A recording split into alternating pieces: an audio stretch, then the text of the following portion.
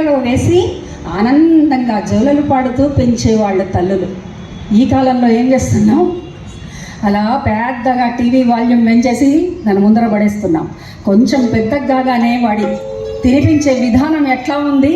ఉగ్గుపాలు పడుతూ పాటలు పాడుతూ పూర్వకాలపు తల్లులు హాయిగా కమ్మగా తినిపించేవారు. కానీ ఈ కాలంలో సెల్లు చూపిస్తే తప్ప తినడు వాడు. అప్పటి నుంచే వయోలెన్స్కి అలవాటు పడితే పెద్దగా అయిన తర్వాత వాడి గతి ఏం కావాలండి? ఉగ్గుపాలతో రంగరించి పోస్తున్నాం వాడికి ఆ వయోలెన్స్ని. రాముడు ఎట్లా అవుతాడు? ఒక రామకృష్ణ పరమహంస ఎట్లా తయారవుతాడు? ఒక వివేకానందుడు ఎట్లా తయారవుతాడు? మనమే తయారు చేస్తున్నాం వాళ్ళని. మిత్రులారా, పిల్లల్ని సెల్ఫ్ ఎడిక్ట్ చేయకండి. అది ఎట్లా సాధ్యం అండి? మాకే కావడం లేదు. మనం తగ్గించుకుంటే తప్ప అది సాధ్యం కాదు. చెప్పడం కాదు, మనం చెబితే వినరు పిల్లలు. మనం చేస్తే చూసి నేర్చుకుంటారు.